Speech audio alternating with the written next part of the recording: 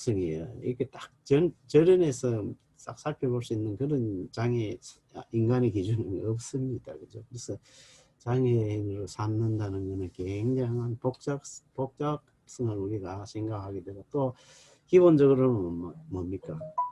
장애 등급이라는 것은 의료적인 측면도 중요하지만, 이제 이 복잡한 현대사에서는 사회적 측면이라든지 직업적 측면, 심리적 측면, 또 교육적 측면, 이런 것들을 모두 고려하는 이런 굉장히 복잡성. 그러니까 어떻게 보면 심리적 장애 수준의 장애와 또 교육적 수준의 장애, 이런 것들을 다 구분해야 할 필요가 있겠죠. 그죠? 우리 사회가 점점 더 복잡해진다면, 그죠? 그래서 기왕에 우리나라가 장애인 등록 제도를 채택을 했으면은, 실질적으로 이 등록 제도를 통해서 장애인의 삶에 도움이 돼야겠죠. 장애인의 삶의 질을 높일 수 있어야 한다는 전제가 있어야 합니다. 이 제도라는 것은. 그러나 여전히 우리나라는 장애인을 불신하는 그런 제도로 가득 찼어요. 왜냐하면 장애인 수당 주고 싶어도 장애인들이 돈 관리를 못한다든지, 또 장애인은 뭐 재산 형성을 못한다든지, 이런 부정적인 생각들로 인해서 정부는 현금급여를 잘 안 합니다. 그죠? 우리나라 유일한 복지제도로서 현금급여는 장애인연금이라고 볼 수 있겠죠. 한 달에 한 21만 원 정도 되는 거죠. 이렇게 앞으로는 현금 지급의 방식으로 바꿔나가야 한다는 것이죠. 그죠? 왜냐면 이 복지제도라는 게 뭐 여러 가지 형태로 존재할 수 있지만, 장애인을 신뢰한다면은 여러 가지 기관을 거쳐서 이렇게 장애인에게 전달되는 그런 방식보다는 장애인에게 직접적으로 혜택이 가는 그 세금이 전달되는 이런 방식이 비용 효율성이라든지 또 장애인의 심리적 자존감이라든지 여러 가지 측면에서 더 이로울 거라는 그런 것이죠. 그래서 이제는 정부 혜택이 뭐 100종류, 100몇십 종류로 늘어나다 보니까 이제는 가짜 장애인이 생겨나는 그런 시대가 되었다는 것이죠. 그죠? 가짜 장애인. 그래서 우리가 이제 장애인을 다루고 장애 관련 용어를 다루는 데 있어서 첫째는 정밀성이 중요합니다. 정밀성이라는 것은 정확해야 돼요. 뭔가 파악한다는 것은 정확해야 하고, 또 이렇게 막연한 사회적 관념을 전달하는 이런 용어 수준으로는 안 됩니다. 그죠? 또 그런 것들이 스테레오타입을 증가시키기 때문에 상당히 위험한 것이죠. 그죠? 그래서 우리가 보통 장애인을 규정한다는 것은 정부기금을 사용하는 애라든지, 또 세금과 같은 어떤 공공기금의 사용, 또는 보험에서의 자원을 사용하는 문제, 이런 여러 가지 형태와 관련되어 있다는 것이죠. 그죠? 그래서 여기는 의료 전문가뿐만 아니라 재활 전문가가 항상 이렇게 관여돼야 된다는 것이죠. 만약 그것이 교육 영역이라면 특수교육 전문가가 이렇게 관여를 해야 하는 것이 바른 올바른 접근 방식이겠죠. 그죠? 그래서 우리 이제 세계적으로 사용되는 장애 분류라는 것은 기본적으로 1980년에 국제 장애 분류예요. 그죠? 교재에 있습니다. 그죠?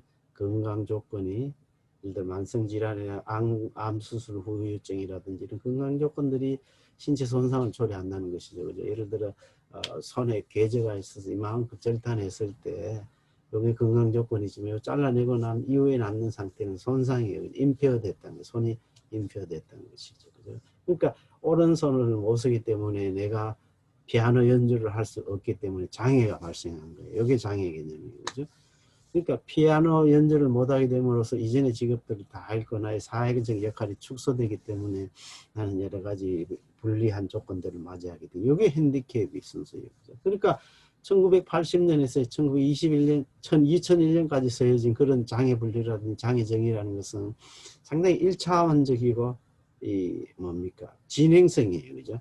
건강 조건이 나빠진다든지 결손이 생기면 손상, 임페어먼트가 오고, 임페어먼트 다음으로는 그 없어진 손으로 또 다른 신체 부위로 인해서 장애가 발생된다. 기능상의 어떤 문제가 생겨나고, 그래서 거기서 인해서 이제 사회적으로 혹은 경제적으로 불이익을 얻게 된 핸디캡이 발생한다는 이런 단순한 인과적인 그런 모형을 우리가 채택했는 것이죠. 그것이 반복적 모형이라는 것이죠. 그러니까 이게 세계적으로 오랜 기간 사용되다 보니까 문제들이 생길 수 있죠. 그죠? 핸디캡 같은 문제는 사람들의 인식 변화는 사회 문화적인 어떤 환경만 바꾸면은 전혀 나타나지 않는 것이 핸디캡이 핸디캡. 전혀 무형의 어떤 장애 상태죠. 그죠? 그러니까 이런 것들을 변화시킴으로 인해서 장애는 없어지거나 굉장히 그 축소되거나 굉장히 미미해질 수 있다는 것이죠. 그죠? 그래서 이제는 좀 다차원적으로 접근하자. 왜냐면은 이렇게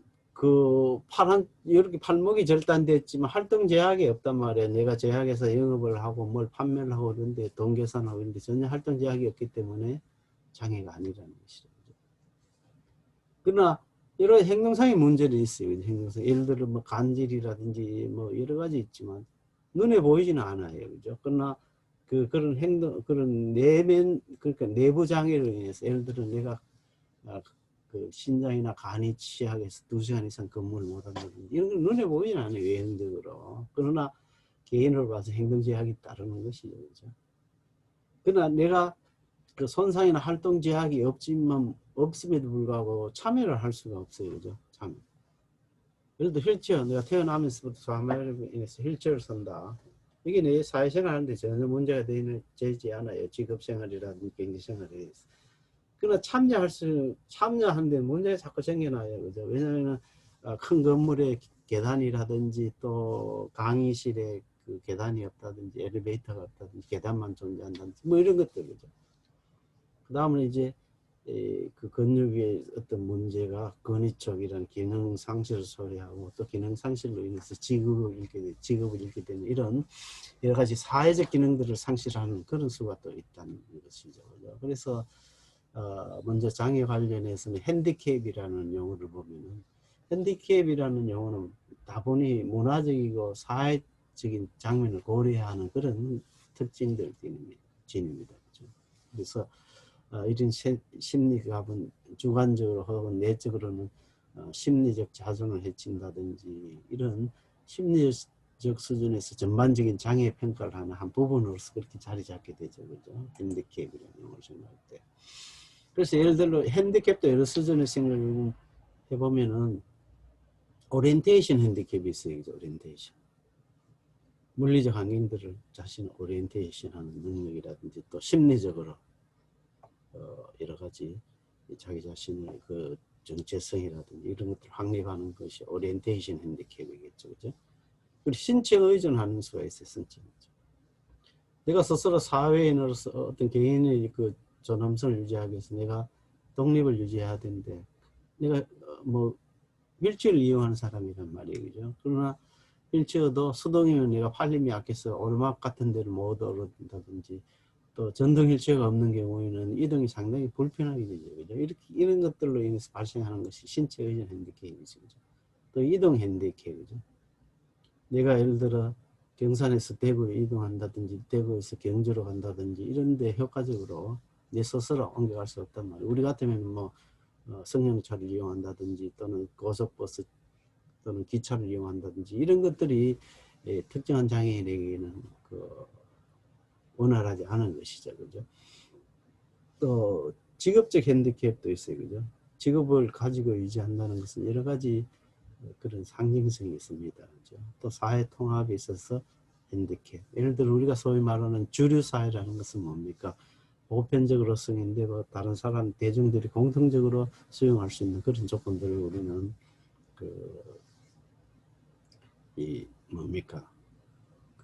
스스로 자기 자신의 어떤 사회적 생활을 유지하는 데 굉장히 필요한 그런 요소들인데 주류 사회에 참여하지 못하는 것도 굉장한 스트레스가 될 수 있습니다. 그렇죠? 그것이 뭐 우울을 야기한다든지 또 다른 자아존중감을 해친다든지 심리적 자신감을 억제한다든지 여러 가지 형태로 장애 발생이 생겨날 수 있습니다. 그죠? 그래서 어떤 사람들은 핸디캡의 지표를 한 5가지 설정하고 있습니다. 그죠? 독립성이 어느 정도냐? 독립성이라는 것은 개인 생활이든 개인 위생 또는 사회생활을 하는데 얼마나 스스로 특히 뭡니까? 개인의 어떤 일상생활 유지가 가능하나 안 하나. 그 중에 특히 어려운 것들이 목욕을 할 수 없는 것. 그죠? 또 화장실 이용할 수 없는 사람들이 보통 인구의 한 3%, 그러니까 100명 중에 한 3명은 우리가 보편적으로 공중 화장실을 사용할 수 없다는 것이죠. 그죠? 예를 들어 뭐 전철이라든지 또 그 대구대학 건물 이런 데는 엘리베이터나 이런 게 다 마련되어 있고 휠체어 이용자들이 이렇게 이동 회전하고 이렇게 할 수 있는 그 장애인 화장실이 갖춰져 있지만 다른 건물에는 이런 걸 상상할 수가 없어요. 그죠? 지금은 뭐 극장과 같은 공공 건물에는 건축부에 의해서 이 장애인 화장실을 설치하도록 그렇게 의무화되어 있지만 이전에는 장애인은 대학 교육도 받을 수 없고 또 뭡니까 교양 강의실에 접근할 수도 없고 이런 경우들이 굉장히 많았겠죠. 그죠? 또 한편에 이동의 핸디캡이 있어. 이동. 집에 머물러야 하는 사람, 외부 활동 굉장히 어렵고 집안에만 갇혀있는 이런 사람들이 한 10%. 또 침대나 의자에 제한되어 있는 굉장히 중증의 이상의 스토커인 사람들이 한 인구의 한 3%. 이렇게 또 직업 관련해서 핸디캡이 있습니다. 조기 퇴직할 수밖에 없는 그런 이유들이 4명 중에 1명 생겨난다는 것이죠. 또 사회적 통합 측면에서도 핸디캡이 생깁니다. 그죠? 어떤 이유에 의해서 또는 불가피하게 고립되어서 사회적 생활할 수 없는 사람들이 5명 중에 1명 이렇게 발생하는 겁니다. 그죠? 또 경제적으로 아주 생계를 유지할 수 없을 만치 낮은 임금을 받는다든지 또 경제적으로 스스로 자기 부양수단을 확립할 수 없는 사람들이 인구의 한 5% 이렇게 핸디캡과 관련한 용어들이 또 규정되어 사용되고 있습니다. 그래서 이 장애라는 것은 어차피 개인의 사람의 신체 손상이라는가 같든지 또 암과 같은 만성 질환으로 해서 뭐 부위를 못 쓴다든지 또 신장 뭐 이런 여러 가지 내부 장기가 손상됐다든지 만성 질환으로 인해서 내가 장기적으로 근무하거나 학업을 유지할 수 있다든지 이런 것들이 상호작용해서 생기는 결과들이 된 겁니다. 또 그래서 환경도 역시 중요합니다. 그 환경. 어떤 환경에서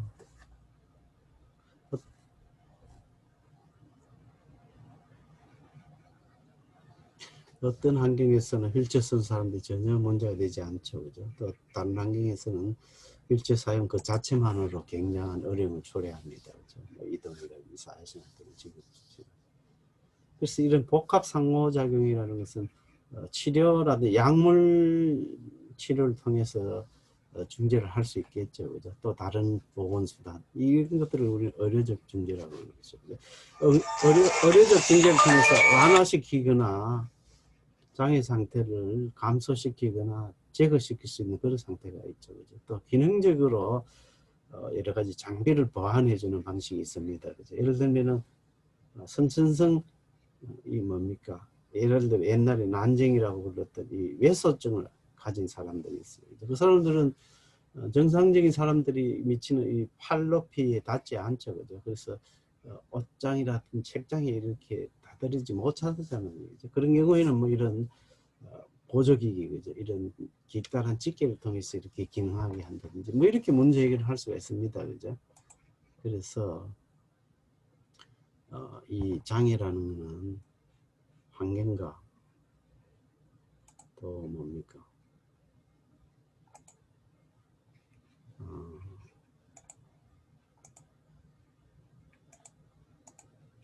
환경과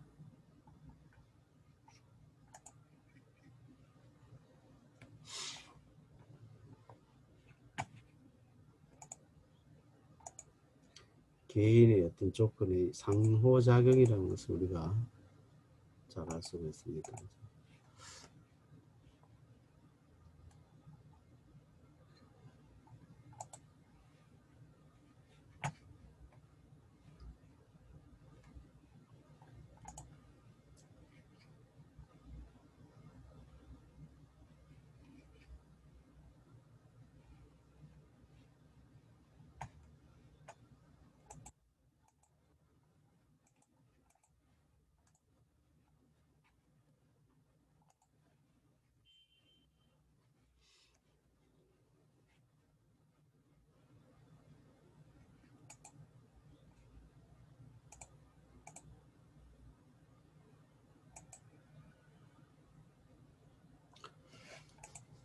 예.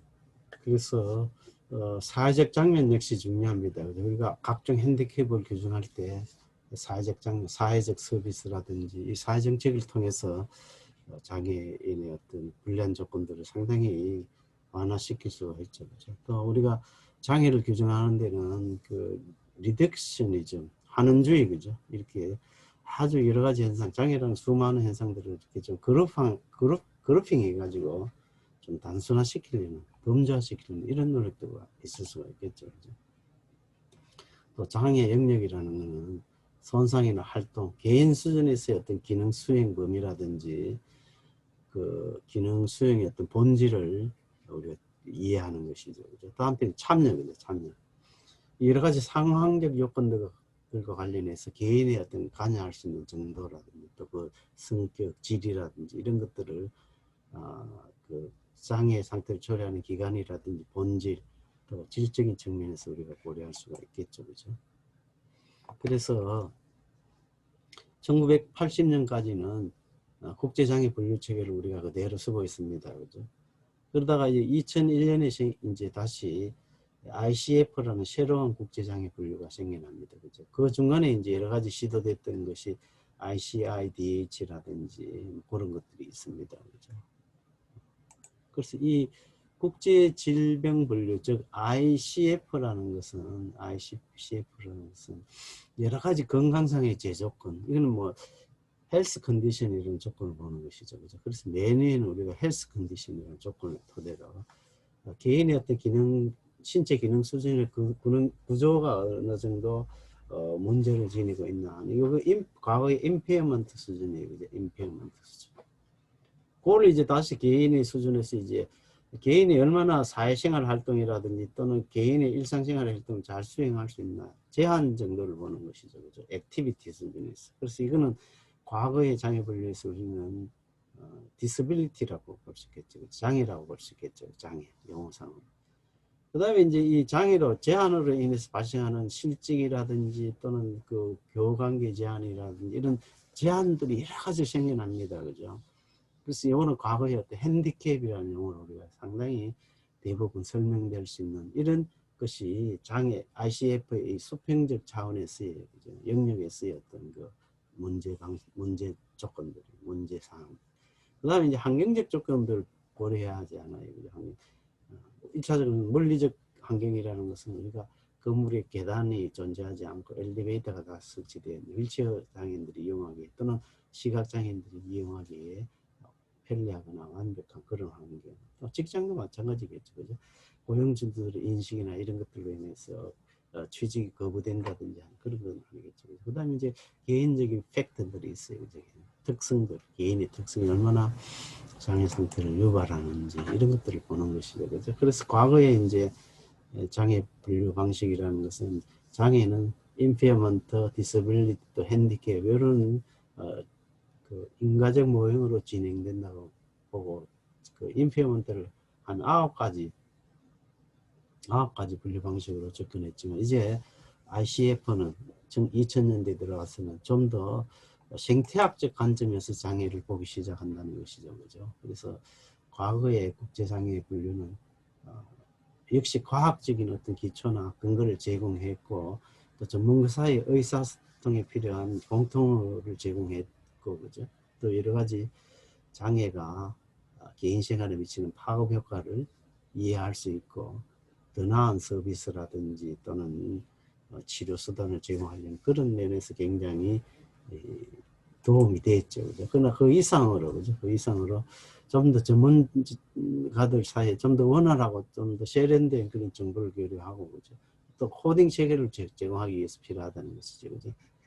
코딩 체계라는 거는 여러분 이해되죠? 그죠? 예를 들어 뭐 지적장애는 1번을 주고 뭐 우리가 1학년, 2학년, 3학년, 4학년 이런 것처럼 코딩해서 범죄화시켜서 잘 정보를 관리하는 것이 굉장히 유용한 그런 경우들이 많죠. 그죠? 그리고 또 연구를 장려하고, 그죠? 또 장애인을 그 사회 참여하는데 좀 더 여러 가지 그 촉진시킬 수 있는 요소, 자료 이런 것들을 확립하려는 그런 노력이 ICF를 시작한 그런 동기라고 볼 수 있습니다. 그죠? 뿐만 아니라 뭡니까? 과거에 디서빌리티라든지 핸디캡이 내포하고 있는 그런 부정적인 이미지를 없애려고 노력했다는 것이죠. 예를 들면 영어로 disability라는 단어는 dis는 없다는 소리잖아요. dis. ability는 능력이 없다는 거예요. 그러니까 장애인이 능력 없는 건 아니죠. 그죠? 그러나 용어 그 자체만으로도 장애인은 좀 능력이 뒤지거나 뒤떨어지거나 이렇게 생각할 수 있는 오해들을 없애자는 그런 이유가 하나 있는 것이죠. 그죠? 또 핸디캡, 과거의 장애인이라는 것은 굉장히 부정적이고 불편하고 좀 못쓸 것이고 또는 뭡니까 저주받은 것이고 또 천벌이고 이런 인식들 이제는 좀 완전히 갈아엎자는 것이죠. 그래서 여기 필요한 통합적이고 표준적인 그런 증거를 제공해야 되겠다라는 그런 이유에서 ICF 좀 더 포괄적인 그죠? 건강 문제라든지 거기서 나아가서 기능 변화 또 나아가서 개인이 경험하는 사회적 차원의 모든 문제, 불편들을 포괄하는 개념으로 바꿔야 하겠다는 것이 ICF의 어떤 시도였어요. 그죠? 그래서 이제는 의료적인 것과 사회적 모형을 대립시키지 않고 통합시켜야 되겠다. 왜냐하면 과거의 의료적인 모형은 장애 상태를 누가 결정합니까? 오로지 의사만이 장애 상태를 결정할 수 있었죠. 그러나 의사가 결정하는 그 장애가 실질적으로 삶을 살아가는 실제적으로 장애가 안 되는 그런 경우들이 많죠. 그죠? 그러니까 그것은 한쪽에서는 사회적 모형이라고 그랬어요. 대표적으로 영국의 사회학자 한을 중심으로 해서 또 미국의 그 소아마비 장애인들 교수들이 있습니다. 그 사람들이 장애 상태는 나쁜 것이 아니라 불편한 것이다. 그렇죠? 또 사회적으로 조성된 것이지. 아니 팔 하나 없고 다리 하나 없는 것이 뭐가 문제냐. 그것을 문제로 인식하는 사람들이 문제다. 이런 사회적 모형을 띄게 되죠. 그죠? 그래서 이제는 장애라는 것은 생체뿐만 아니라 심리적인 것, 또 사회적 입장을 모두 포괄하는 생체의학적 접근, 또 태도적, 이념적 접근을 포괄하는 방식으로 변화됩니다. 2000년부터 2001년에 공식적으로 ICF를 HWO가 채택하죠. 그죠? 그래서 과거의 disability라는 의학적 용어, 또 핸디캡이라는 이념적 태도, 또 태도적 접근 이런 것들을 쓰지 말고 disablement라는 중립적인 표현을 쓰자는 이런 운동이 일어납니다. 그죠? 그래서 disablement 모델이라는 것은 한번 살펴볼까요? 이 dimension, disablement 모델의 그 영역으로는 패서피지올로지컬, 신체 병리학적인 영역과 impairment라는 손상, 또 손상이 초래하는 functional limitation, 기능적 장애 상태, 그리고 나서 disability, 어떤 영역을 영원히 못 쓰게 되는, 그리고 나서 사회적으로 제한을 받게 되는 이런 5가지 영역에서 디스에이블먼트 레벨을 세포적인 조직적 차원의 또 신체 체계상의 수준에서 또 홀 퍼슨 전인적인 측면에서 이게 어떻게 작용하는지 또 이 개인이 주관적인 요소뿐만 아니라 사회에 반응하는 그런 심리적 요소 그것이 이제 초래하는 여러 가지 장벽들 그래서 이 여러 가지 또 그것을 우회시키거나 제거해 줄 수 있는 그런 방식들이 고안되겠죠. 그죠? 그래서 후는 ICF 이전에는 그 disablement라는 용어를 생각했어요. 장애 상태. 또 그리고 행동, 액티비티. 얼마나 액티비티를 수행할 수 있나 없나 이런 걸 보는 것이죠. 그 다음에 실질적으로 손상이 발생했나 안 했나 이것을 보는 것이죠. 그러나 이 3가지 영역뿐만 아니라 contextual factor라는 장애 배경 요인을 봅니다. 그죠? 장애인이 살아가고 있는 사회의 어떤 경제적인 수준, 또 어떤 경제 발전 수준, 또 사회 심리적 문화적인 수준이라든지 이런 것들을 장애 차원에서 살펴서 참여가 있나 안 있나, 참여 정도가 어느 정도냐. 예를 들어 초등학교 다니는데 장애인이 문제가 될 수 있는 상황이나 조건들이 있나 없나 이런 것들을 고려하는 것이 참여라는 것이죠. 그죠? 그래서 이 앞서 소개한 그 6가지 단어들은 ICF라는 새로운 장애 분류, 국제 장애 분류에 있어서 굉장히 중요한 개념들이라는 것을 우리가 이해해야 합니다. 그죠? 그래서 ICF는 신체 개인 사회적 수준에서 기능하는 여러 가지 건강 분류를 위해 노력하고 나아가서 이런 모형은 사람이 누구나 장애를 입을 수 있다는 것을 전제로 하는 것이죠. 그죠? 그래서 장애는 뭡니까? 사람, 개인, 집단을 표시하는 특징이 아니고 보편적인 인간의 경험이라고 이렇게 주장을 하게 되죠. 그래서 여러분 구글 쳐보면은 장애 특성들을 그 개인적 수준에서 다르고 상황적 맥락, 환경적인 맥락 또 이렇게 이전 방식과는 다른 그런 접근들을 한다는 것이죠. 그죠? 그래서 이 ICF의 디세이블먼트 모델을 그러니까 디서빌리티하고 디세이블먼트하고는 기본적으로 좀 뉘앙스가 다르죠. Chem 그죠? 610. I hope all of your weeks are going well. We are going to continue this module talking about the disablement model and its use in clinical practice. When we talk about disablement, we are referring to the impact that either acute or chronic conditions have on the way specific body systems function. To further this, we look at the way that these health conditions impact our patients' ability to perform their activities of daily living in work tasks and sport tasks, and their ability to participate in their desired roles in society. This becomes a really valuable piece of information when you're treating your patients. So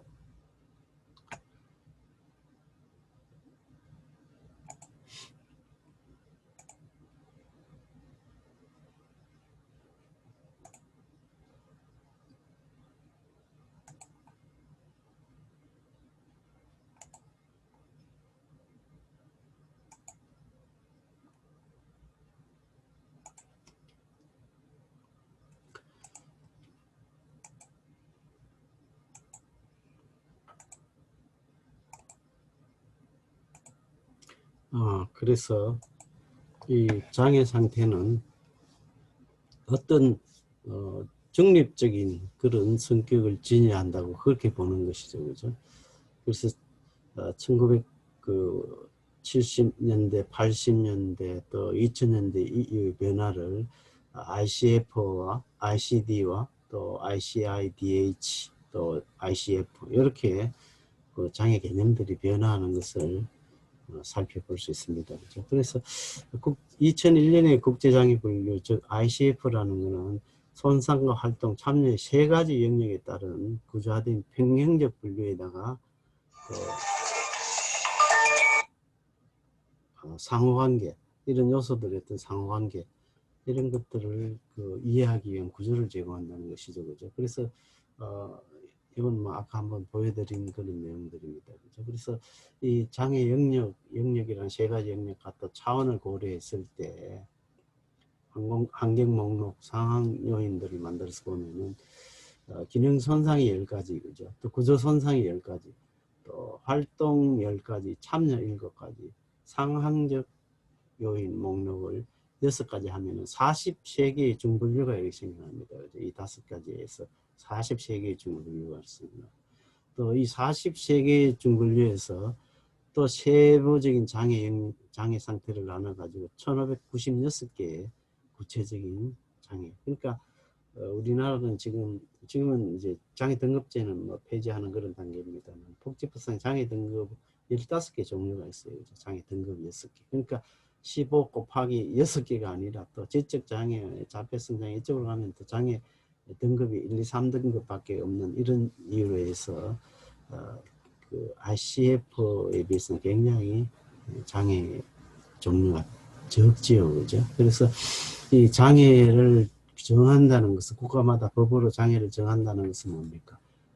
법률적 측면에서도 의의가 있습니다, 그죠? 법률적인 정의라는 것은 개별법이 많습니다. 복지법만 아니라 교육법도 있고 노동법도 있고 소득보장법, 주택관련법, 의료법 이런 데 대해서 개별법이 지니고 있는 장애 규정이 다 다를 수밖에 없겠죠. 그죠? 사회보장체계가 다르고 그죠? 그래서 복지를 위한 것이냐 또 교육을 위한 것이냐 또 어떤 보험금 지급을 위한 것이냐에 따라서 굉장히 다양하겠죠. 기본적으로는 의사들이 이런 정보를 제공하고 그 주위의 전문가들이 장애 상태를 결정하게 되지만 또 법원의 결정도 역시 중요합니다. 그렇죠? 그래서 영국 같은 경우에 어떤 발달이 되고 우드라는 교수는 이제 disablement라는 용어를 쓰자 이렇게 얘기를 합니다. disablement가 과거의 impairment라든지 또는 과거의 disability라는 용어를 개선시켜 줄 수 있다는 것이죠. 그죠? 또 일본만 하더라도 소득 보장 관계법이 정하는 장애 상태가 다 다릅니다. 그죠? 국민연금, 무식연금이나 또 공제조합연금, 또 우리나라의 산업재해 같은 노동재해에 대한 보상, 또 건강피해 보상법에 그 장애 보상비라는 것이 있습니다. 그죠? 또 뿐만 아니라 상위 군경, 군대에서 장애를 입게 된 상태, 군대에서 장애 상태를 가지게 된 사람들, 또 아동을 부양하기 위해서 필요한 여러 가지 규정들, 또 장애인들에 대해서 세금 공제시켜 줍니다. 그렇죠? 또 지방자치단체는 지방정부 수준의 여러 가지 장애인 복지 그 제도들을 가지고 있거든요. 프로그램들. 거기에 대해서 이제 장애를 증명한다는 얘기죠. 또 서비스 체계 내에서 어떤 판정, 적격성을 이해한다. 적격성이라는 것은 영어로 eligibility라고 해요. eligibility. 적격성이 뭐냐면은 국가 서비스나 국가 혜택을 주기에 조건이 합당하냐 하는 걸 따져야 한다는 것이죠. 그죠? 예를 들면 재활 서비스. 이 사람이 재활 서비스를 줄 것이냐 아니냐, 아니면 특수교육 서비스를 제공할 것이냐 아니냐. 그죠? 그래서 이런 것들을 여러분들이 폭넓게 이해해야 한다는 것이죠. 그죠? 거기 이해를 위해서는 뭡니까? 관련된 의학적 용어를 이해해야 되고, 또 장애 진단 과정이란 절차, 또 그것이 직업적 사회적 의미, 또 사용되는 약물 또는 그 예후 같은 거 있지 않습니까? 이런 것들이 굉장히 중요하게 요구된다는 것이죠. 그죠? 그래서 장애 범주라든 특성, 또 장애를 규정하는 진단 절차, 관련된 의학 용어, 또 치료 방법, 또 사용되는 약물, 또 다른 여러 가지 심리 사회적 조건이라든지 직업적 의미, 이런 것들을 이해하기 위해서 우리는 장애 분류, 장애 개념을 이해하는 것이죠. 또 전문가들 사이에도 소통을 해야 돼요. 물리치료사는 작업치료사, 또 작업치료사는 재활의사가 이렇게 전문의가 이렇게 서로 장애에 대한 기능적 제한 점들을 수치화한다든지 분석하는 이런 능력, 또 보고서를 해서 채택하고 해석하는 이런 기본적으로는 굉장한 의학적 지식도 필요하겠죠. 그러나 의학적 지식만 가지고는 부족하죠. 그죠? 지금은 뭡니까?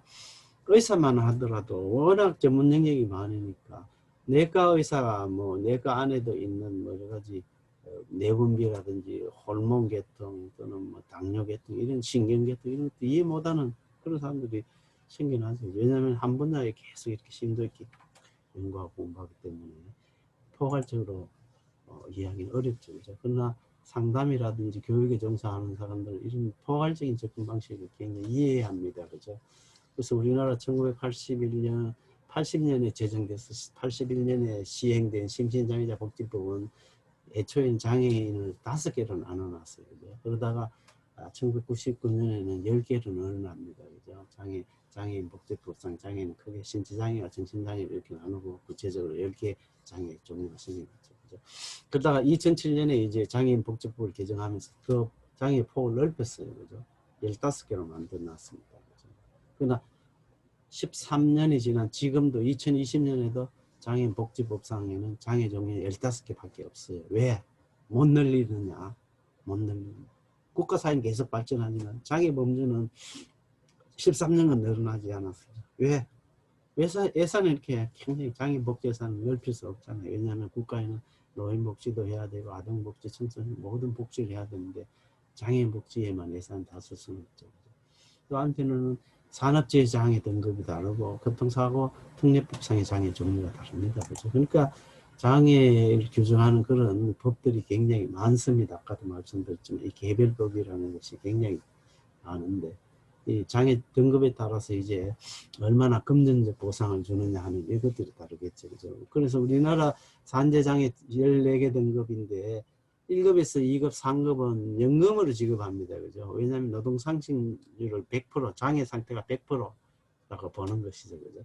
그러나 4급에서 7급까지는 개인이 원하면은 연금도 주고 일시금도 보상해주고 절충대 방식 이렇게 섞여 있는, 그죠? 혼재된 양식으로 그러니까 장애, 예를 들면 산재장애 7등급은 노동 능력 상실률이 60%라고 해서 거기에 따른 연금과 일시보상금을 주게 됩니다. 그죠? 그러나 산재장애 8등급부터 14등급은 그냥 일시금을 지급하고 말아요. 그죠? 예를 들어 어떤 부위에 그 8급 장애를 받았다면 495일도 495일이라면 거의 뭐 한 1년하고 한 5개월 정도의 임금을 계산해서 일시금을 이렇게 지급해버리고 법적인 책임을 지지 않는 이런 방식들을 채택하고 있는 것이 산재장애.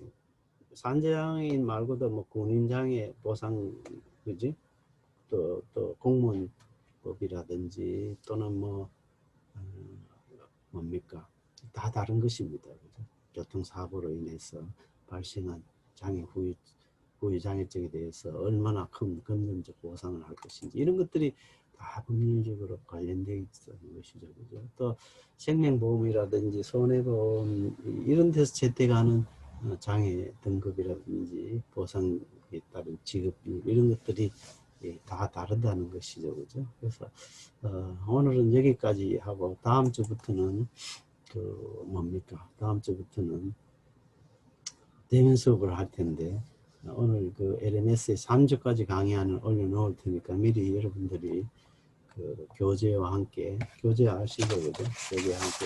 교재와 함께 PPT 내용을 좀 읽어오세요. PPT 내용은 이 교재 안에 하져 있는 내용들도 좀 보충적으로 그 집어넣어 놓고 그렇게 했습니다. 그죠?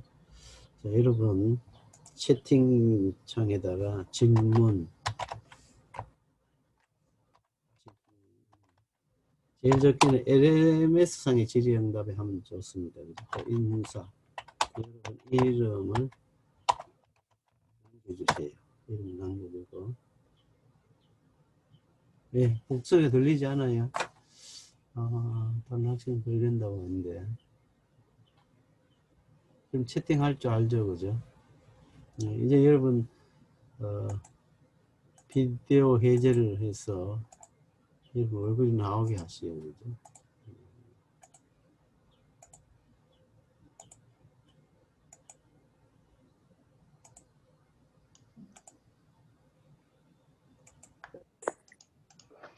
예, 이제 여러분 목소리 들리는데 회의 암호가 2600번이네. 2600번. 혹시 뭐 질의응답이나 궁금한 거 있으면은 이 시간에 하고 마무리하도록 그렇게 합시다. 다음 수업부터는 대면 수업이 이해되죠? 그죠? 오늘 내가 강의실에 갔다 왔어. 갔다 오니까 아무도 없어가지고 다시 줌으로 왔는데 다음 주부터는 여러분 대면 수업입니다. 왜냐면은 대구대학교 본부가 30명 수강생 기준으로 30명 이하는 기본적으로 대면 수업을 진행하도록 하고 30명이 넘은 큰 클래스는 줌 수업 실시간 강의를 하도록 그렇게 아마 정해놓은 것 같아요. 개별적으로 이렇게 연락 안 받았지만 조거가 그렇게 설명하더라고요. 자, 이상 질문 없으면은 이번 주까지는 모두 출석으로 인정을 해줍니다. 내가 1, 2, 3주는 내가 출석으로 인정할 테니까 그 이상의 관용은 없어요. 그죠? 지각 이런 것도 다 체크할 테니까 여러분 수업에 좀 열심히 임해주고 특히 뭡니까? 이 수업 내용을 미리 좀 읽고 와서 수업 시간에는 조금 더 질의응답이라든지 토론, 세미나식이 좀 많이 진행됐으면 좋겠습니다. 예, 특별한 질문 없으면 여기서 마칠게요. 네, 수고했습니다. 다음 주에 뵙시다. 네, 수고했어요. 수고하셨습니다. 수고하셨습니다.